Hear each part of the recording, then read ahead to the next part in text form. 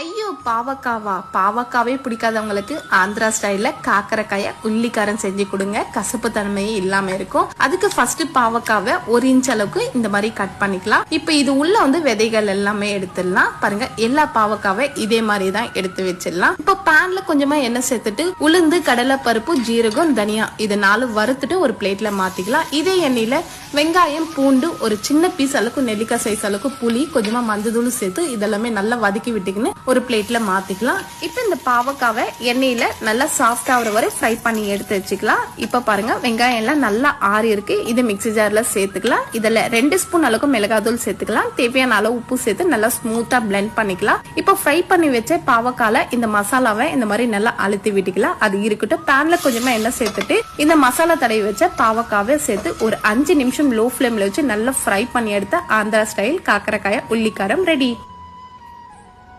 ஐயோ பாவக்காவா, பாவக்காவே பிடிக்காதவங்களுக்கு ஆந்திரா ஸ்டைல்ல காக்கரக்காய உள்ளிக்காரம் செஞ்சு கொடுங்க. கசப்பு தன்மையே இல்லாம இருக்கும். அதுக்கு ஃபர்ஸ்ட் பாவக்காவை 1 இன்ச் அளவுக்கு இந்த மாதிரி கட் பண்ணிக்கலாம். இப்ப இது உள்ள விதைகள் எல்லாமே எடுத்துடலாம். பாருங்க, எல்லா பாவக்காவை இதே மாதிரி தான் எடுத்து வச்சிடலாம். இப்ப பேன்ல கொஞ்சமா எண்ணெய் சேர்த்துட்டு உளுந்து, கடலை பருப்பு, ஜீரகம், தனியா இது 4 வறுத்துட்டு ஒரு பிளேட்ல மாத்திக்கலாம். இதே எண்ணெயில வெங்காயம், பூண்டு, ஒரு சின்ன பீஸ் அளவுக்கு நெல்லிக்காய் சைஸ் அளவுக்கு புளி, கொஞ்சமா மஞ்சத்தூள் சேர்த்து இதெல்லாமே நல்லா வதக்கி விட்டுக்கின்னு ஒரு பிளேட்ல மாத்திக்கலாம். இப்ப இந்த பாவக்காவை எண்ணெயில நல்லா சாஃப்ட் ஆகிற வரை ஃப்ரை பண்ணி எடுத்து வச்சுக்கலாம். இப்ப பாருங்க, வெங்காயம் எல்லாம் நல்லா ஆறி இருக்கு. இது மிக்ஸி ஜார்ல சேர்த்துக்கலாம். இதுல 2 ஸ்பூன் அளவுக்கு மிளகாத்தூள் சேர்த்துக்கலாம். தேவையான அளவு உப்பு சேர்த்து நல்லா ஸ்மூத்தா பிளெண்ட் பண்ணிக்கலாம். இப்ப ஃப்ரை பண்ணி வச்ச பாவக்கால இந்த மசாலாவை இந்த மாதிரி நல்லா அழுத்தி விட்டுக்கலாம். அது இருக்கட்டும். பேன்ல கொஞ்சமா எண்ணெய் சேர்த்துட்டு இந்த மசாலா தடவி வச்ச பாவக்காவை சேர்த்து ஒரு 5 நிமிஷம் லோ ஃபிளேம்ல வச்சு நல்லா ஃப்ரை பண்ணி எடுத்த ஆந்திரா ஸ்டைல் காக்கரக்காய உள்ளிக்காரம் ரெடி.